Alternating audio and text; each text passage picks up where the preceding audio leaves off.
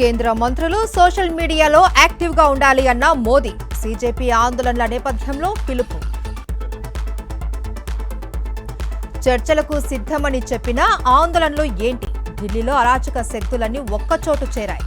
CJP ఉద్యమంపై Bandi Sanjay hot comments. తల్లికి వందనంలో కోతలపై మాజీ మంత్రి చెల్లుబోయిన ఫైర్. చిన్న చిన్న కారణాలతో పథకం ఎగ్గొడుతూ ఉన్నారని ఆగ్రహం. అన్నదాతలకు మేలు చేస్తామని కనీసం నీళ్లు ఇవ్వడం లేదు. కూటమి సర్కార్పై ధ్వజమెత్తిన టీజేఆర్ సుధాకర్ బాబు. మంత్రి అనగాని సత్యప్రసాద్ కు భారీ షాక్. టీడీపీ సభ్యత్వానికి ప్రధాన అనుచరుడి రాజీనామా.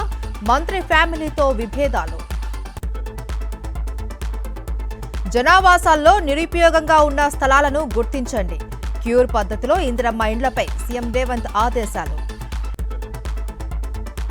పశ్చిమ గోదావరి జిల్లా భీమవరంలో డాక్యుమెంట్ రైటర్ల ధర్నా. సబ్ రిజిస్టర్ ఆఫీస్ వద్ద భిక్షాటన చేస్తూ నిరసన. వరంగల్ జిల్లా నర్సంపేటలో బీజేపీ వర్సెస్ కాంగ్రెస్ జంతర్ మంతర్ ఘటనపై ఇరు వర్గాలు వాగ్వాదం. ఇచ్చిన హామీ నిలబెట్టుకున్న మాజీ మంత్రి కేటీఆర్. మహబూబాబాద్ జిల్లా తిగలవేడిలో ఓ దివ్యాంగుడికి సాయం. మున్సిపల్ ఎన్నికల సమయంలో మాట ఇచ్చిన నేత. టెక్కి రాధా గాయత్రి మృతి కేసులో శ్రీచరణ్ కు చుక్కెదురు. బెయిల్ పిటిషన్ను తోసిపుచ్చిన మసూరి కోర్టు. హైదరాబాద్ పరిధిలో గంజాయి పట్టివేత. ఒడిశా నుంచి తరలిస్తుండగా స్వాధీనం. ఇద్దరు అరెస్ట్. సూర్యాపేటలో నిజాయితీ చాటుకున్న హోటల్ సిబ్బంది. బాధితులు మర్చిపోయిన బంగారు బ్యాగ్ తిరిగి అప్పగింత. బళ్ళారి గుంతకల్లు మధ్య అదనంగా 2 రైల్వే లైన్లు. భవ్య రసాయన పథకానికి కేంద్ర కేబినెట్ ఆమోదం.